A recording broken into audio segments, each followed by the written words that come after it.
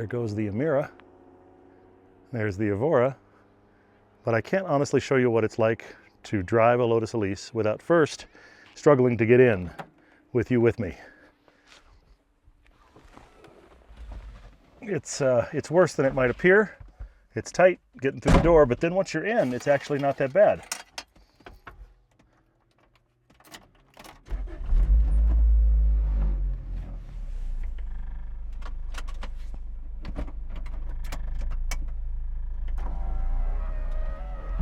Fun little Lotus quirks, like I can reach the passenger side window from the driver's side.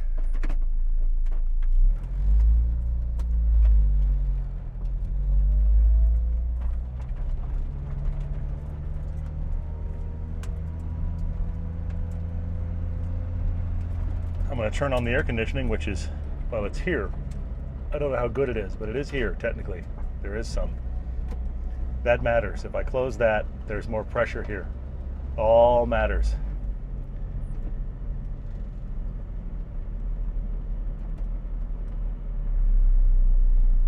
He's going to be fun to pass. Okay. This is my 2006 Lotus Elise. It is the naturally aspirated version, so 190 horsepower. Weighs less than 2,000 pounds, which is craziness. I have just over 80,000 miles on it. I've put about 35,000 miles on it in my ownership, which I'm very proud of.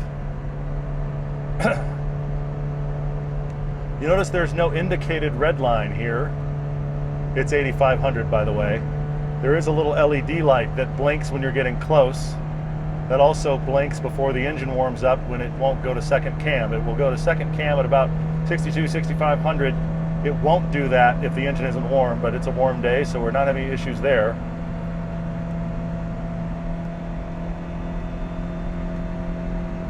This car is the perfect execution of everything you need and nothing you don't. As you can see, it gets a little loud in here, working our way to second cam. Let's do it. There it is.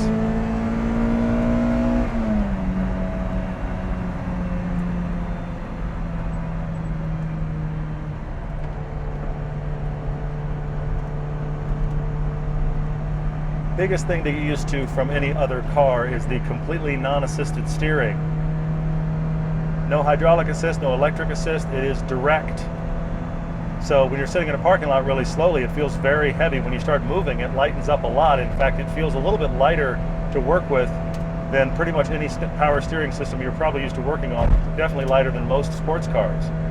It also is lighter than both the Emira and the Evora as far as the amount of effort being put in to turn it. But you can sense changes in the surface texture. You can sense every little thing going on in the road, and that can be great or that can be annoying depending upon what you're going for. I tend to love it, but that's the reason I like the Elise in general.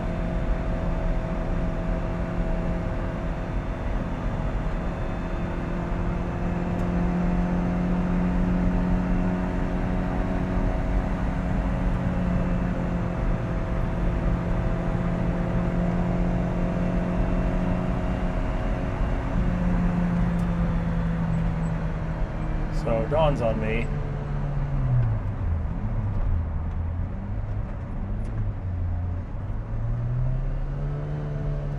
Now, this shifter is a little bit better than it was stock because I have a revised cable that goes back to the engine, and I have solid engine mounts, which makes it shift a little better, but means that at low speed there's a lot of vibration and noise.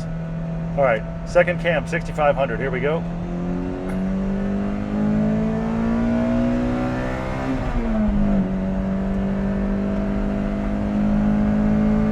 Again.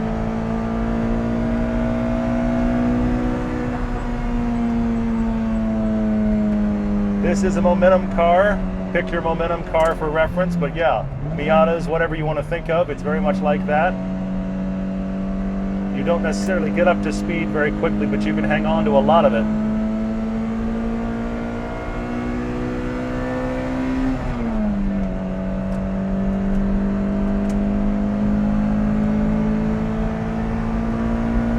That's all it has.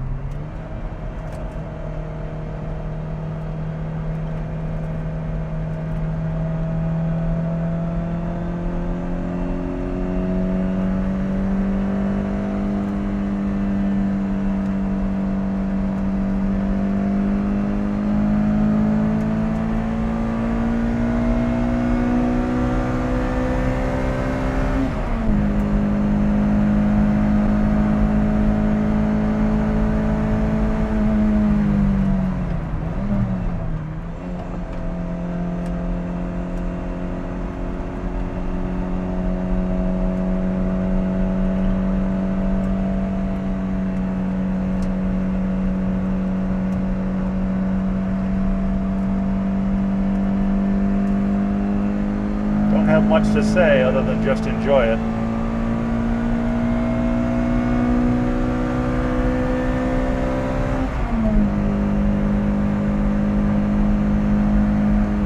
So, not a powerhouse, not a car you're going to win any bets about, but the scale of it makes the power a lot. 0 to 60 is less than 5 seconds, maybe, if you're lucky. Top speed, about 140.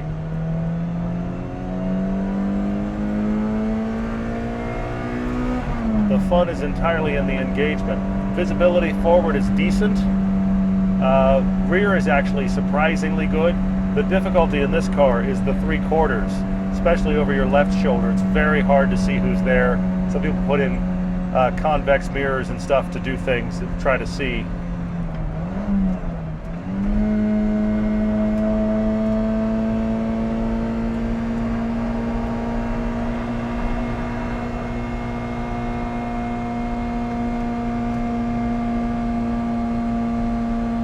But obviously it's simple and loud in here. You have to want that.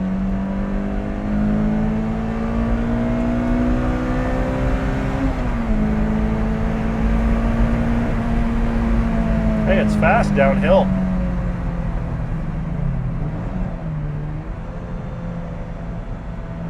But corners are where this shines. I have kind of middle of the road performance tires on this. I've put 200 treadwear track tires on it, and it's great. And because it's so light, it actually doesn't go through them all that fast because there's just not a whole lot of weight to work with. But on a standard performance tire, you can actually survive a rainstorm. And this car has a lot of usable grip.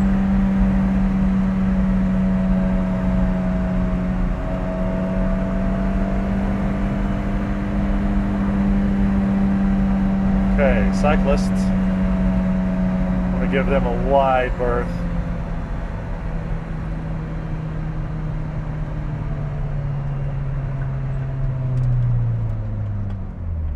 I would have passed them, but I'm out of road, so I'm just going to give it a break for a minute. I'm not going to pass on the double yellow on a blind corner.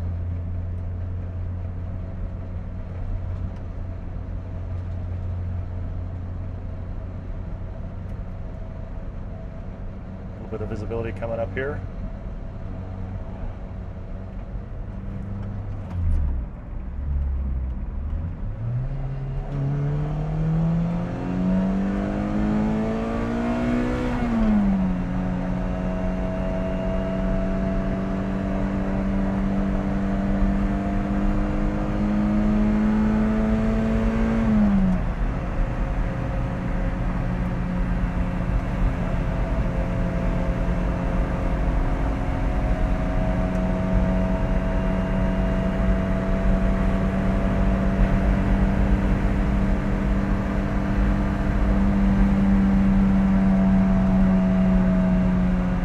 Now my Elise has some nitron coilovers on it, fairly standard coilover to put on this car that is a good streetable coilover.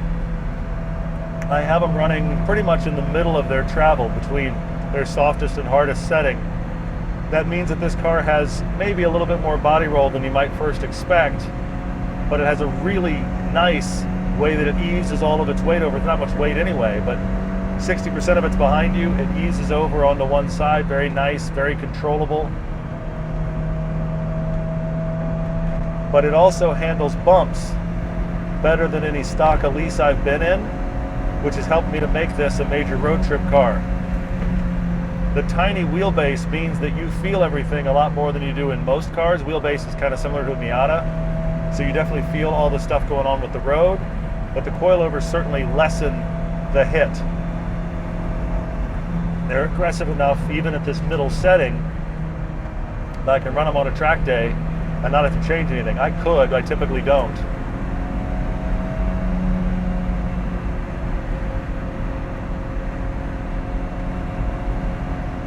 And one of my favorite things about this car is just getting it up to speed on a fun mountain road and just never braking. Be able to run almost the entire road just with little tiny adjustments of the throttle. And I realize you can run a road differently. You can decide you want to floorboard it and get as fast as you can and then crush the brakes at the end. But I enjoy the dance, if you will, the ebb and flow of just dealing with the gas pedal and the natural engine braking to work the canyon. I love that.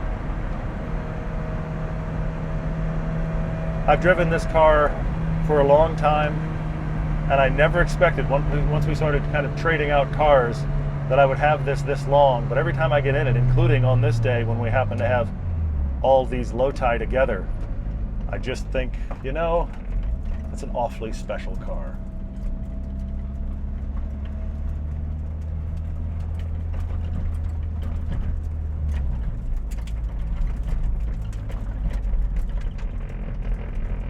I am not up here for hiking. I'm up here for driving. Hey, it's a Lotus. Listen to the fan running. Yeah. It's loud. Makes noises. It's not a, oh, what a nice place to be. But it is a wonderful place to be. Thanks for joining me.